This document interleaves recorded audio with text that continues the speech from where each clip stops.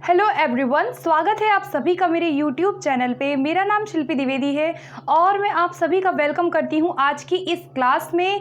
So guys, ये जो हमारा चैप्टर है ये चैप्टर 2 है जो मैं आज आपसे डिस्कस करूँगी। इससे पहले मैंने चैप्टर 1 में ग्रोथ, डेवलपमेंट के जो भी अंतर है, जो डिफरेंस है, उनको डिस्कस किया था और ये सीडीपी का चैप्टर नंबर 2 होगा जिसमें मैं आपसे आज डिस्कस करने वाली हूँ basically principles of growth and development, यानी कि वृद्धि और विकास के क्या सिद्धांत होते हैं। सो आइए शुरू करते हैं और ज़रूर वीडियो पूरी देखिएगा, आपको बहुत सारी चीज़ें इस वीडियो से क्लियर होंगी। Okay, so principles of growth and development में हम ये देखेंगे कि जैसे कि आपको पता है कि हमारा जो विकास है वो जो है जन्म के पहले से ही शुरू होता है और हमारा विकास जो है सतत लगातार एक प्रोग्रेसिव सीरीज में बदलाव जो होते हैं हमारे अंदर जो चेंजेस आते हैं, जो बदलाव आ रहे हैं हमारी परिपक्वता से यानी हमारी मैच्योरिटी से और हमारी लर्निंग से, उसे हम विकास कहते हैं। और जो विकास है वो हमारा क्या है, सतत है, लगातार चलता जा रहा है। तो इस विकास के या इस वृद्धि के क्या क्या ऐसे सिद्धांत होते हैं जिन पर हमारा विकास जो है वो एक निर्भर करता है, जो डिपेंड करता है।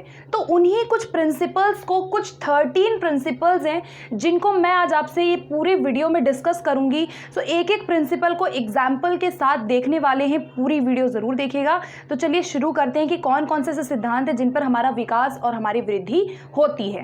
प्रिंसिपल नंबर 1 आता है कि प्रिंसिपल ऑफ कॉन्टिन्यूटी। सबसे ज्यादा बेसिक प्रिंसिपल इसको मैं कहूंगी, निरंतरता का सिद्धांत। विकास का पहला सिद्धांत क्या है? निरंतरता। निरंतरता का मतलब आपको पता है, जो नहीं रुकता है, जो लगातार है।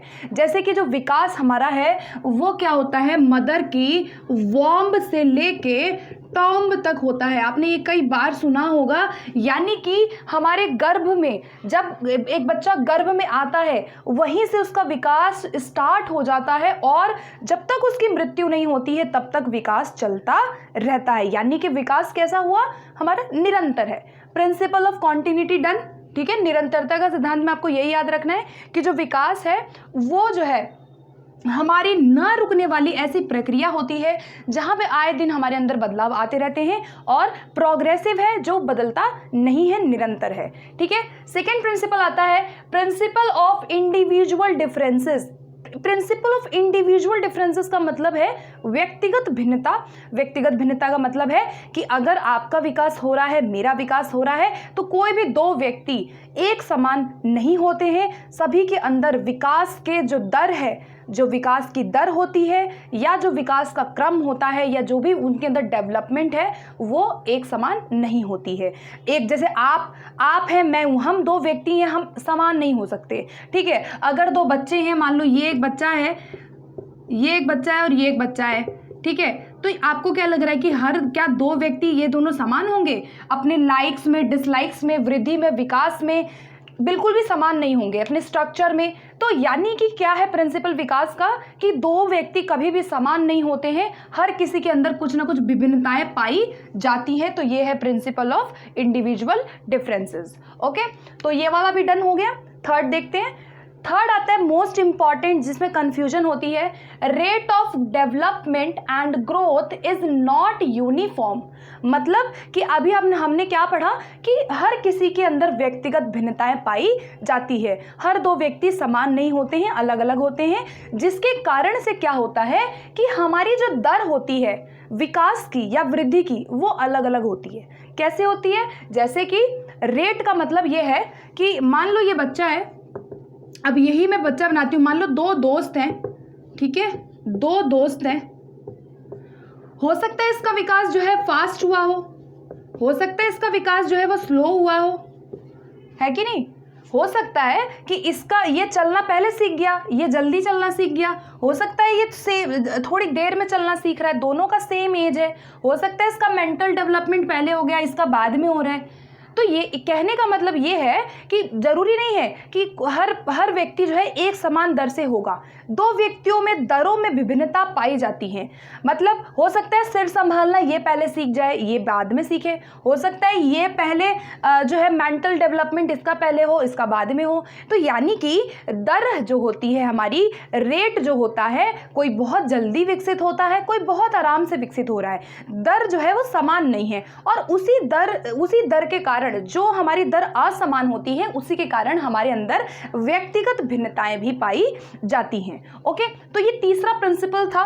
आई होप आपको क्लियर हो गया होगा। ठीक है, नेक्स्ट प्रिंसिपल पे देखते हैं। प्रिंसिपल नंबर 4 आता है development proceeds from general to specific, यानी कि विकास कैसे होता है, सामान्य से विशिष्ट की तरफ होता है। तो ये सामान्य से विशिष्ट जो है, इसको जान लेना बहुत ज़्यादा आप लोगों के लिए ज़रूरी है, क्योंकि बहुत क्वेश्चंस यहाँ से आते हैं। देखो यहाँ पे अगर मैं एक सामान्य एग्जाम्पल से एक सिंपल परिभाषा से बताऊं, तो देखो ये क्या बोल रहा है कि जनरल टू स्पेसिफिक होता है हमारा विकास हमेशा। कई बार यहाँ से पेपर में क्वेश्चन आता है, तो आपको क्या बताना है कि हमारा विकास क्या है, सामान्य से विशिष्ट है। अब इसका मतलब समझते हैं। सामान्य से विशिष्ट का मतलब है कि पहले हम जनरल एक्टिविटी करते हैं, उसके बाद हम स्पेसिफिक पे जाते हैं। ठीक है, अब इसका मतलब क्या होता है, देखो इसका मतलब ये है कि अगर एक बच्चा है, मान लो ये एक बच्चा है, ये एक चाइल्ड है, ये जब जन्म लेता है, तो ये जब रोता है, मान लो ये क्राई है, रो रहा है, क्राई कर रहा है यानी रो रहा है। जब ये रोएगा तो आपने देखा होगा बच्चे पूरे हाथ पैर सब हिला के रोते हैं, है ना। पूरा उनका बॉडी मूवमेंट जो है वो पूरा का पूरा एक्टिव रहता है। अगर एक बच्चा, आप छोटे बच्चे को रोते हुए देखेंगे तो हाथ पैर हिला के रोएगा बिल्कुल। तो यानी कि कैसी क्रिया कर रहा है, सामान्य क्रिया कर रहा है। उसके बाद विशिष्ट पे पहुंचते हैं हम, यानी कि उसके बाद जो हमारी क्रियाएं होती हैं वो बहुत स्पेसिफिक हो जाती है। जैसे कि अब पहले ये रोता था जिसमें इसकी पूरी बॉडी, इसके लेग्स पैर सब रोता था, आंसू भी निकल रहे हैं। लेकिन जब बड़ा हो गया, अब हम लोग हैं, हमें जब रोना आता है तो क्या हम इस तरह से रोते हैं, हाथ पैर हिला के नहीं रोते। अब हमारा रोना जो है हमारे फेशियल एक्सप्रेशंस तक सीमित है। अब हम सिर्फ आंखों से रोएंगे, हमारे आईज तक सीमित है। यानी कि कैसा हो गया, सामान्य से विशिष्ट हो गया हमारा जो विकास है। इसके अलावा अगर मैं और एग्जांपल दूं, मान लीजिए कि एक बच्चा है, वो जब खिलौने को लेता है, मान लो उसको ये चीज़ चाहिए, एक मार्कर चाहिए, तो वो लेगा तो दोनों हाथों से लेगा, पूरे मूवमेंट करेगा। लेकिन जब हम बड़े हो जाते हैं तो हम अपने फिंगर्स का यूज़ करके ही ले लेते हैं, हम अपनी पूरी बॉडी का यूज़ नहीं कर रहे हैं। कहने का मतलब क्या है मेरे, कि विकास जो है वो सामान्य से कहाँ जाता है, विशिष्ट की तरफ हमेशा होता है। ठीक है, हम पहले जनरल एक्टिविटी करते हैं, उसके बाद हम जो है स्पेसिफिक चीज़ें, विशिष्ट क्रियाएं करते हैं। ओके, आई होप आपको ये वाला क्लियर हो गया होगा, इंपॉर्टेंट था। अगला प्रिंसिपल देखते हैं। नेक्स्ट प्रिंसिपल हमारा आता है प्रिंसिपल ऑफ इंटीग्रेशन, मतलब कि एकीकरण का सिद्धांत। ये भी बहुत इंपॉर्टेंट है। अभी हमने क्या डिस्कस किया, सामान्य से विशिष्ट डिस्कस किया है। अब हम इसी के साथ साथ क्या डिस्कस करेंगे, एकीकरण का सिद्धांत। एकीकरण का मतलब अगर मैं एक एग्जांपल दूं कि मान लो ये एक बच्चा है, ठीक है। अब ध्यान से सुनना मैं क्या बोल रही हूँ। जैसे आपको पता है कि विकास कैसे होता है, सिर, पहले बच्चा सिर संभालना सीखता है, फिर गर्दन, फिर वो अपना जो स्टमक है, जो मिडिल पार्ट है उसको संभालता है, उसके बाद वो अपने लेग्स को संभालता है। कहने का मतलब है कि पहले सिर संभालना सीखा, मान लो हेड, ठीक है। उसके बाद वो अपना जो है गर्दन संभालना सीखेगा, नेक, ठीक है। विकास कैसे हो रहा है, ऐसे, ठीक है, टॉप टू बॉटम जा रहा है ना। तो उसके बाद वो मान लो अपना स्टमक संभालना सीख रहा है, उसके बाद वो अपने लेग संभालना सीख रहा है। कहने का मतलब क्या है कि पहले ये सिर संभाला, फिर गर्दन संभाली, फिर उसने अपना जो है स्टमक संभाला। अब धीरे धीरे जब हम ये चारों चीज़ों पे कंट्रोल हमारा हो जाता है, उसके बाद हम जो भी क्रियाएं करते हैं उसमें हम इंटीग्रेशन कर लेते हैं। कहने का मतलब है कि मान लो मैं अभी आपको पढ़ा रही हूँ, ठीक है, मैं अभी बोल रही हूँ, तो मैं अपने हाथों का यूज़ भी कर रही हूँ, मैं बोल भी रही हूँ, मैं देख भी रही हूँ। यानी कि मैं टोटली क्या कर रही हूँ, मैंने अपनी सभी चीज़ों का इंटीग्रेशन कर लिया। ऐसे एक बच्चा है, वो हेड संभाला, नेक संभाला, फिर उसने स्टमक संभाला। अब जब वो बड़ा होता है तो वो क्या है, धीरे पहले हेड संभाला, नेक संभाला, स्टमक संभाला, लेग संभाला, फिर वो चलने लग गया। चलते चलते पहले क्रॉल करता है, फिर चलता है, फिर दौड़ता है। अब क्या है कि वो सारी क्रियाएं कर लेता है, यानी कि क्या कर लिया, उसने इंटीग्रेशन कर लिया। आई होप आपको अब क्लियर हो गया होगा कि भाई आप क्या करते हैं, धीरे धीरे जनरल टू स्पेसिफिक जाते जाते हम अपने सभी के सभी विकास के जो भी हमारी बॉडी है, या मोटर हो या फिजिकल हो, हम उस पर एक इंटीग्रेशन कर लेते हैं, एकीकरण करना सीख जाते हैं। अब हम जो भी क्रियाएं करेंगे वो एकीकृत तरीके से करेंगे। जैसे कि मैं बोल रही हूं तो यहां जो मेरी क्रिया हो रही है वो एकीकृत हो रही है ना, क्योंकि अब मेरा इतना विकास हो चुका है। तो इसका मतलब क्या है, ये इसे हम क्या कहेंगे, प्रिंसिपल ऑफ इंटीग्रेशन, यानी एकीकरण का सिद्धांत। ओके, नेक्स्ट देखते हैं, अगला प्रिंसिपल आता है प्रिंसिपल ऑफ इंटर रिलेशन, मतलब कि परस्पर संबंध का सिद्धांत। परस्पर संबंध का सिद्धांत, परस्पर संबंध का मतलब क्या है कि विकास के जितने भी आयाम होते हैं वो सभी एक दूसरे से कहीं ना कहीं परस्पर संबंधित, अंतः संबंधित, इंटर रिलेटेड होते हैं।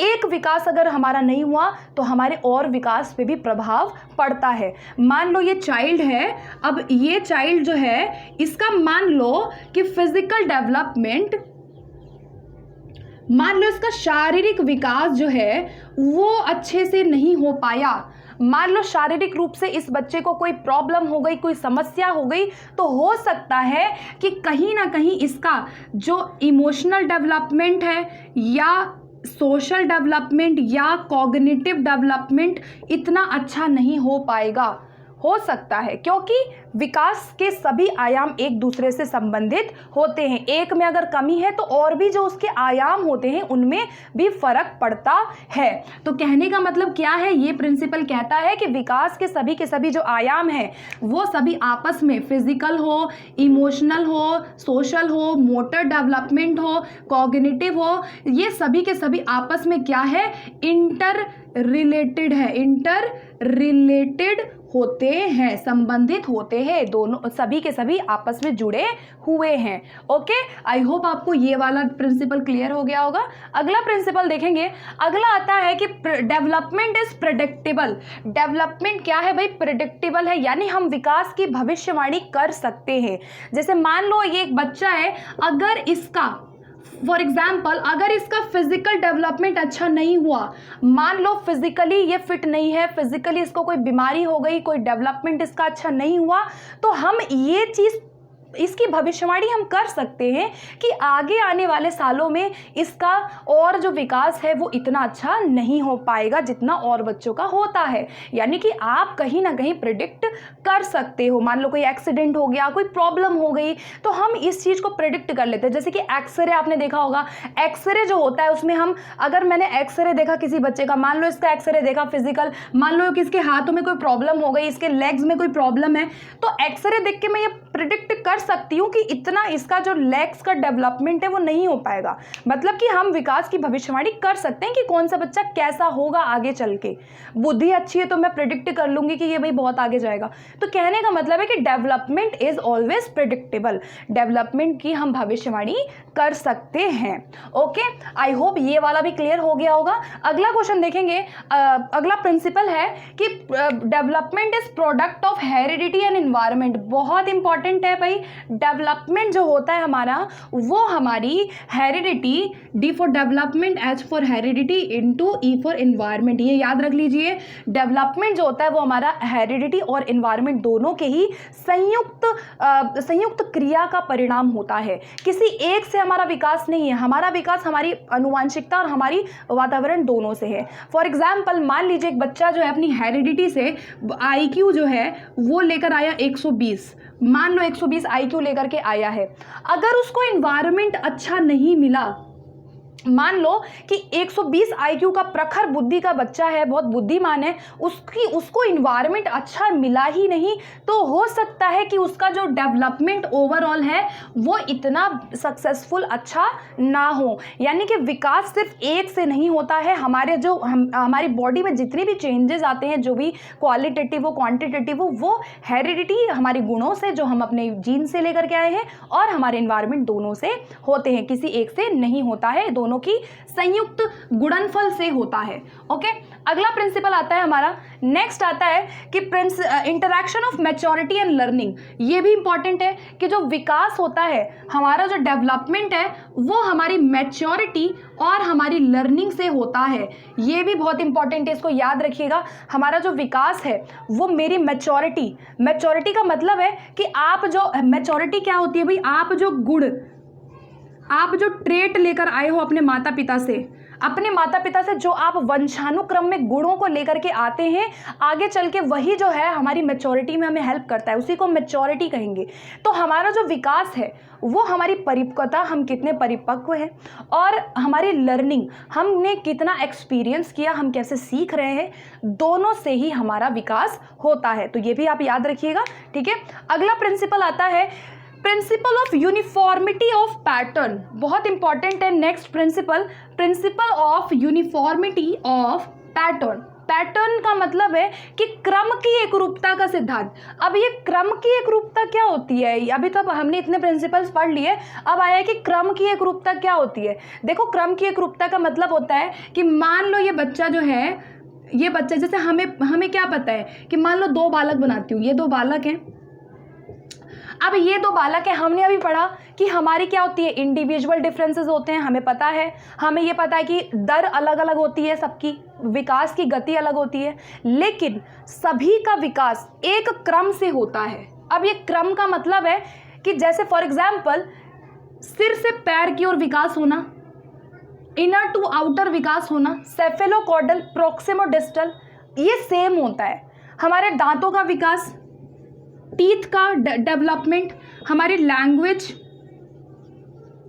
भाषा विकास जो होता है, पहले हम कूइंग करना सीखते हैं, फिर हम बैबलिंग करना सीखते हैं, फिर 1 वर्ड स्टेज, फिर 2 वर्ड स्टेज आया। यानी कि हमारी भाषा का विकास हो, चाहे हमारे दांतों का विकास हो, चाहे हमारा सिर संभालना हो, हमारी गर्दन संभालना हो, ये चीज़ें जो है एक पैटर्न से होती है। ऐसा नहीं है कि आप पहले चलना सीखे बाद में आपने सिर संभाला, या मैं पहले सिर संभालना सीखी आप पहले चलना सीखे। हम सब ने ऐसे ही विकास किया है, हम सब ने पहले सिर संभाला है, हम सब ने पहले, उसके बाद हम सबसे एंड में दौड़े हैं। यानी कि क्या आप समझे इससे कि क्रम की क्या चल रही है, एक रूपता हो रही है, एक सीरीज से क्रम से हमारा विकास होता है। चाहे वो भाषा का विकास हो, चाहे वो हमारे मोटर एक्टिविटीज हो, वो हम एक क्रम से सीखते हैं। चाहे हमारा कॉग्निटिव डेवलपमेंट हो, हम सभी क्या है, क्रम से सीखते हैं। कोई भी ऐसा नहीं कि अलग से सीख गया, समझ आ रहा ना। रेट अलग है, इंडिविजुअल डिफरेंसेस हैं, लेकिन एक पैटर्न होता है हमारे विकास में। आई होप आपको ये क्लियर हो गया होगा। नेक्स्ट क्वेश्चन देखते हैं, नेक्स्ट हमारा प्रिंसिपल देखते हैं अब कौन सा है। नेक्स्ट आता है कि development is spiral not linear. बहुत इंपॉर्टेंट है ये भाई, इसमें ये कह रहे हैं कि डेवलपमेंट जो है वो जो है सीधा ना हो करके वर्तुलाकार होता है। कहने का मतलब क्या है कि डेवलपमेंट जो है वो ऐसे ना हो करके, ऐसे नहीं होता। डेवलपमेंट हमारा कैसा होता है भाई, कुछ ऐसा हमारा विकास होता है, इसको हम कहते हैं स्पाइरल। ठीक है, क्या कहते हैं भाई इसको, हम इसको क्या कहेंगे, स्पाइरल कहेंगे। हमारा वर्तुलाकार होता है विकास हमेशा। कहने का मतलब, अब इसका मतलब समझ लेते क्या है। देखो, विकास ऐसा नहीं है कि बिल्कुल एक सीधी लाइन की तरह कि भाई एक सेम विकास होगा। शैशवावस्था में भी सेम तरीके का विकास हुआ, बाल्यावस्था में भी सेम विकास हुआ, किशोरावस्था में गए वहाँ भी सेम विकास हो रहा है, ऐसा नहीं होता। विकास कुछ ऐसा होता है जो आगे पीछे चलता है। मतलब कि फॉर एग्जाम्पल मान लो शैशवावस्था हुआ, चाइल्ड, मान लो कि इन्फेंसी है, ठीक है। अब इन्फेंसी में बच्चे का विकास आपको पता है बहुत तेजी से होता है, बहुत रैपिड ग्रोथ होती है इन्फेंसी में। इन्फेंसी के बाद जाता है चाइल्डहुड में। चाइल्डहुड में, अर्ली चाइल्डहुड में विकास भाषा का अच्छा हुआ, लेटर चाइल्डहुड में थोड़े सा धीरा हो जाता है हमारा विकास। उसके बाद एडोलेसेंस में गए, एडोलेसेंस में फिर से तेजी से विकास हुआ, परिवर्तन आ गए हमारे अंदर, बॉडी में चेंजेस आ गए। यानी कि क्या समझे आप इससे, क्या विकास हर जगह ऐसे ही जा रहा है, सीधा सीधा नहीं जा रहा। विकास हमारा कई बार ज़्यादा है, कम है, इस तरह से स्पाइरल है, वर्तुलाकार तरीके से होता है, कभी भी लीनियर नहीं होता है। ओके, सो ये था प्रिंसिपल, बहुत इंपॉर्टेंट, कई बार यहाँ से पेपर में आ चुके हैं क्वेश्चन, तो याद रखिएगा। अगला आता है प्रिंसिपल ऑफ डायरेक्शन, यानी कि विकास की दिशा का सिद्धांत। भाई बहुत इंपॉर्टेंट है ये, सुपर डुपर इंपॉर्टेंट मैं इसको कहूंगी, समझ लेते हैं फटाफट से। दिशा का सिद्धांत क्या है भाई? प्रिंसिपल ऑफ डायरेक्शन क्या कहता है? डायरेक्शन का मतलब ये है कि विकास जो है वो 2 दिशाओं में होता है। कितनी दिशाओं में? 2 दिशाओं में। एक बच्चा बनाती हूँ मैं यहाँ पर, आपको इससे समझ में आएगा कि मैं क्या कह रही हूँ। ये एक चाइल्ड है और ये एक चाइल्ड है, ठीक है। मान लो ये सेम बच्चा है, सेम ही चाइल्ड है ये। अब 2 दिशाओं में हमारा विकास होता है। पहला होता है हमारा सिफिलोकॉर्डल, हिंदी में भी यही कहेंगे और इंग्लिश में भी यही कहेंगे, सिफिलोकॉर्डल। और दूसरा होता है हमारा प्रॉक्सिमोडिस्टल। प्रॉक्सिमोडिस्टल बहुत इंपॉर्टेंट है गाइस, बहुत ज्यादा इंपॉर्टेंट है ये दोनों। प्रॉक्सिमो, देखो सिफिलोकॉर्डल मतलब आपका सिर से पैर, सिर से पैर की तरफ, ठीक है। यानी कि पहले बच्चा सिर संभालना सीखेगा, फिर वो अपनी गर्दन संभालना सीखेगा, फिर वो अपना स्टमक संभालना सीखा, फिर वो अपने लेग्स पे कंट्रोल करना सीखता है। यानी कि कैसे जा रहा है? टॉप टू डाउन जा रहा है। सिफिलोकॉर्डल, सी से सिर याद रख सकते हो, याद रहेगा सिफिलोकॉर्डल। प्रॉक्सिमोडिस्टल में बोलूं तो इनर टू आउटर होता है डेवलपमेंट। यानी कि पहले यही बच्चा है, इसका पहले इनर डेवलपमेंट यहाँ होगा, ठीक है। उसके बाद उसका आउटर डेवलपमेंट इस तरह से होगा। पहले उसकी रीढ़ की हड्डी का विकास हुआ, फिर उसके लंग्स का, हार्ट का विकास हुआ, उसके बाद उसकी भुजाओं का, लास्ट में उसकी कलाइयों और उंगलियों का विकास होगा। यानी कि ये क्या है आपका? प्रॉक्सिमोडिस्टल है और ये क्या है आपका? सिफिलोकॉर्डल है। ये 2 हमारी दिशाएं होती हैं जो सभी में समान होती हैं, क्रम की एकरूपता है ना। तो यानी कि 2 दिशाओं में हमारा विकास होता है, सिफिलोकॉर्डल, प्रॉक्सिमोडिस्टल, ठीक है। तो आई होप आपको ये याद रहेगा। सिफिलोकॉर्डल सिर से पैर की तरफ विकास हो रहा है, हमेशा सिर संभालेंगे, फिर गर्दन संभालेंगे, उसके बाद हम पैर संभालेंगे। तो सिफिलोकॉर्डल, प्रॉक्सिमोडिस्टल मतलब हमारा इनर टू आउटर की तरफ जा रहा है, ठीक है। अगला देखते हैं, नेक्स्ट आता है हमारा लास्ट पॉइंट आता है हमारा कि डेवलपमेंट इन्वॉल्व्स चेंजेस। यानी कि लास्ट पॉइंट क्या कहता है कि विकास में हमेशा चेंजेस होते हैं। विकास में क्या होते हैं? बदलाव आते हैं। और 2 तरीके के बदलाव होते हैं विकास में। कितने तरीके के होते हैं भाई? 2 तरीके के बदलाव विकास में होते हैं। पहला बदलाव आता है हमारा जिसको हम मात्रात्मक बदलाव कहेंगे, ठीक है। और दूसरा बदलाव होता है जिसको हम गुणात्मक यानी कि क्वालिटेटिव एंड क्वांटिटेटिव बदलाव कहेंगे।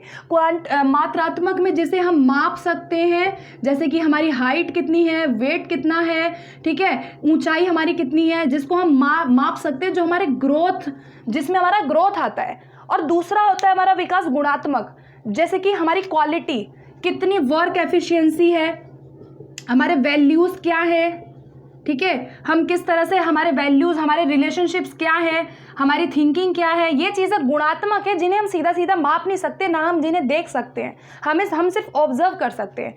तो जो मात्रात्मक एस्पेक्ट होता है वो ग्रोथ है और जो गुणात्मक है वो हमारा विकास है। तो विकास कैसा होता है? विकास में परिवर्तन होता है और विकास में परिवर्तन 2 प्रकार से होता है, गुणात्मक परिवर्तन और मात्रात्मक परिवर्तन। Okay guys, so I hope आप लोगों को ये सभी के सभी 13 प्रिंसिपल्स क्लियर हो गए होंगे। वीडियो अच्छी अगर आपको लगती है कि कुछ हेल्प हुई है आपको, तो ज़रूर लाइक करें। बहुत मोटिवेशन मिलता है आपके एक लाइक से, आपके एक कमेंट से। लाइक करें, शेयर करें और चैनल पे न्यू है तो ज़रूर सब्सक्राइब कीजिएगा ताकि मैं ऐसी वीडियोस लेकर के आऊँ। Okay, so thank you so much. तो मिलते हैं फिर नेक्स्ट वीडियो में। Okay, thank you.